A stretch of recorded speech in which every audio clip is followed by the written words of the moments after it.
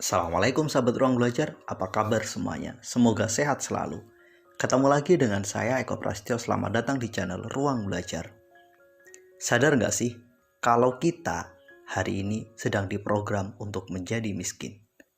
Mungkin sebagian dari kita nggak menyadari itu, tapi memang itulah faktanya.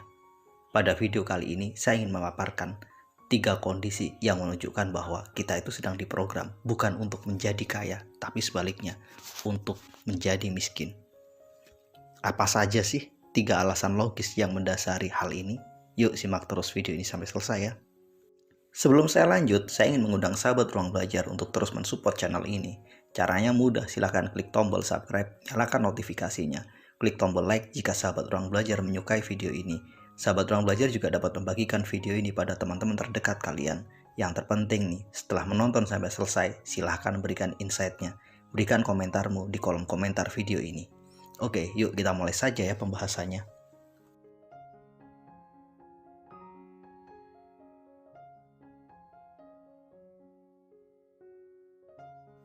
Hutang konsumtif adalah sebuah desain yang sengaja diciptakan untuk membuat kita tunduk dan patuh menjadi seorang budak. Orang-orang yang telah terjebak pada hutang konsumtif, mereka pastinya sangat sulit untuk keluar dari situ. Ketika kita telah berhutang, tanpa disadari, kita itu sedang diperbudak. Dalam sekian lama, kita akan bekerja dan kita akan menggunakan sebagian dari penghasilan yang kita peroleh dari pekerjaan itu untuk membayar cicilan hutang. Secara historis, perbudakan yang terjadi di masa lalu itu bersumber dari hutang. Mereka yang menjadi budak adalah mereka yang punya hutang tapi nggak mampu membayarnya. Akhirnya mereka terpaksa menjadi budak. Mungkin hari ini sudah nggak ada lagi perbudakan semacam itu, tapi berganti dengan model yang lebih keren, yang lebih modern. Ada begitu banyak orang yang hidupnya dihabiskan hampir sebagian besar untuk memikirkan bagaimana cara membayar cicilan hutang. Belum lagi model transaksi yang hari ini tersaji sebagian besar didesain dengan hutang. Anda mau beli mobil, Anda bisa mudah melakukannya cukup dengan berhutang. Mau beli sepeda motor, mau beli rumah, mau beli apapun bisa dilakukan dengan hutang. Yang lebih canggih lagi, untuk berhutang mungkin kita dulu harus pergi ke sana kemari untuk mencari orang, datang ke si pemilik uang. Hari ini enggak, Anda cukup pakai smartphone, Anda sudah bisa dapat uang. Pinjaman online benar-benar telah merajalela hari ini dan sebagian orang terjebak di dalamnya. Salah satu bukti bahwa hutang telah didesain benar-benar untuk menjerat kita adalah maraknya iklan yang menawarkan pinjaman. Dengan sangat mudah kita bisa melihat iklan berseliweran tentang pinjaman online. Mereka menawarkan bahwa Anda nggak perlu kemana-mana untuk mencari uang, cukup semuanya bisa dilakukan dari smartphone Anda. Ada lagi tawaran diskon yang menggiurkan ketika Anda mau memanfaatkan fasilitas pay later atau sejenisnya. Kelihatannya sih murah, tapi sebenarnya enggak. Setelah kita berhutang, dihitung nih antara diskon dengan total cicilan yang harus kita keluarkan, tetap saja lebih mahal. Berbagai kemudahan dan fasilitas yang tersaji dalam proses berhutang, ini semakin menyempurnakan sebuah desain bahwa kita itu akan dijerat dan dipenjara oleh mekanisme hutang ini.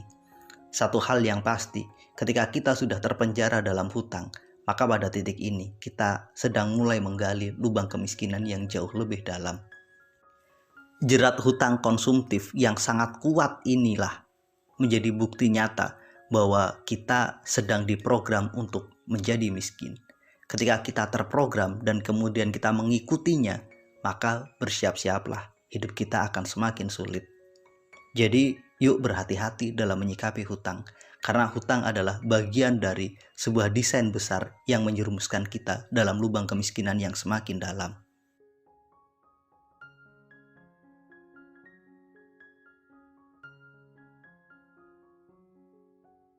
Kira-kira Anda masih ingat nggak sih berapa harga semangkok bakso 5 tahun yang lalu? Atau mungkin 10 tahun yang lalu? Kemudian bandingkan dengan harga semangkok bakso hari ini. Berapa kali lipat sih naiknya? Atau harga sepiring nasi. 20 tahun yang lalu ketika saya awal kuliah, cukup dengan uang Rp1.000 saya bisa membeli nasi sepiring plus minum. Hari ini berbeda, minimal kita butuh uang Rp10.000. Artinya dalam waktu 20 tahun terjadi kenaikan harga 10 kali lipat atau 1000%. Pertanyaannya, bagaimana dengan income kita? Apakah dalam 20 tahun terakhir ini kita bisa mendapatkan kenaikan income sebesar 1000% seperti kenaikan harga nasi pecel yang tadi saya ceritakan? Pastinya nggak sebesar itu kan? Inilah bukti nyata bahwa tanpa disadari kita itu didesain untuk semakin miskin. Harga-harga semakin lama semakin naik, sementara kenaikan income kita nggak sebanding dengan kenaikan harga. Mungkin memang benar secara formal inflasi cuma naik sekitar 3% atau 4% per tahunnya. Secara formal juga diberitakan bahwa pertumbuhan ekonomi Indonesia bisa mencapai 5%. Artinya pertumbuhan ekonomi lebih tinggi jika dibandingkan dengan inflasi. Tapi realitanya itu hanyalah angka. Fakta real di lapangan menunjukkan bahwa harga-harga itu naiknya bisa lebih dari 3% per tahun. Sementara income kita belum tentu bisa naik di atas 5%. Kita bisa lihat dari kenaikan UMR. Berapa persen sih kenaikan UMR per tahun? Berbagai fakta ini harus benar-benar kita sadari bahwa kita harus benar-benar hati-hati dalam mengelola uang kita. Kenaikan income bukan sebuah kepastian, sementara kenaikan harga itu hampir menjadi sebuah keniscayaan. Realitas inilah yang harus kita sadari bahwa kita itu sedang didesain untuk semakin bertambah miskin.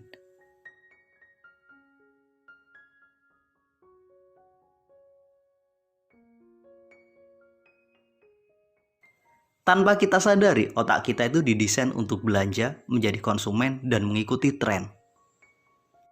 Apa yang lagi in, apa yang lagi hits di media sosial, apa yang lagi viral, kita berupaya untuk mengikutinya. Apapun itu. Berbagai jebakan promosi juga mengarahkan kita untuk sangat mudah melakukan belanja dan tindakan konsumtif. Sementara literasi keuangan tentang kesehatan finansial dan sejenisnya itu sangat lemah. Mungkin sebagian dari Anda bertanya, bagaimana caranya kita didesain untuk mengikuti tren? Bagaimana caranya kita didesain untuk selalu belanja? Bagaimana caranya kita didesain untuk selalu bersikap konsumtif?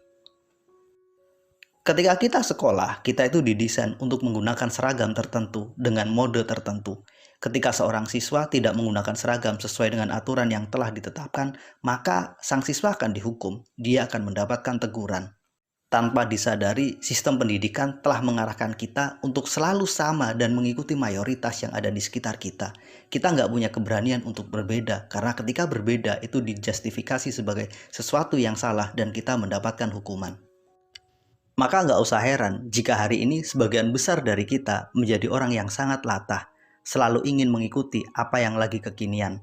Apapun yang ada di media sosial, yang lagi viral, kita berupaya untuk mengikutinya. Inilah alasannya kenapa kita itu sangat mudah terjebak pada perilaku konsumtif, mengikuti tren, mengikuti apapun yang sedang dilakukan oleh teman-teman kita. Kita nggak punya keberanian untuk berbeda, karena memang desain kita adalah untuk selalu mengikuti mayoritas. Ketika sekolah, sekali lagi, kita nggak boleh berbeda, seragam kita harus sama, dan itu pun terrepetisi dalam kehidupan sehari-hari kita. Kita akan merasa takut ketinggalan tren, kita merasa nggak nyaman ketika kita berbeda dengan teman-teman di sekitar kita. Tanpa sadar kita juga sedang diprogram untuk mengubah perilaku kita dari sifatnya produktif menjadi konsumtif. Berbagai produk, berbagai iklan, semua menyajikan kemudahan, semua menyajikan sebuah budaya instan. Mulai dari sekedar minum kopi, minum teh, bahkan minum air putih, kita sudah didesain untuk bersikap konsumtif, bukan lagi produktif. Kita nggak lagi berpikir bagaimana cara membuat sebuah teh. Semua sudah ada dalam bentuk kemasan. Kita juga lupa mungkin caranya bagaimana menyeduh sebuah kopi. Semua sudah tinggal minum, karena sudah ada dalam kemasan. Bahkan yang lebih miris adalah air putih. Harusnya kita bisa mengolahnya sendiri, tapi sekarang kita membeli dalam kemasan. Inilah bukti nyata bahwa kita itu didesain untuk semakin konsumtif, tidak semakin produktif. Pada akhirnya, budaya konsumtif inilah yang benar-benar diinginkan oleh budaya kapitalis, agar kita hanya menjadi seorang konsumen, agar kita hanya menjadi pasar semata. Hal penting yang harus kita cermati dari pemaparan yang telah saya sajikan adalah, yuk kita lebih bijak dalam melakukan sesuatu. Jangan terjebak pada budaya konsumtif, jangan terjebak pada hutang, dan bertindaklah lebih produktif. Kita harus lebih punya kemampuan untuk menghasilkan uang. Karena apa? Inflasi itu semakin tinggi. Sementara kalau kita tergantung pada gaji kita sangat sulit untuk naik. Mudah-mudahan video ini bermanfaat. Sampai ketemu pada video kami berikutnya. Terima kasih telah menonton. Assalamualaikum warahmatullahi wabarakatuh.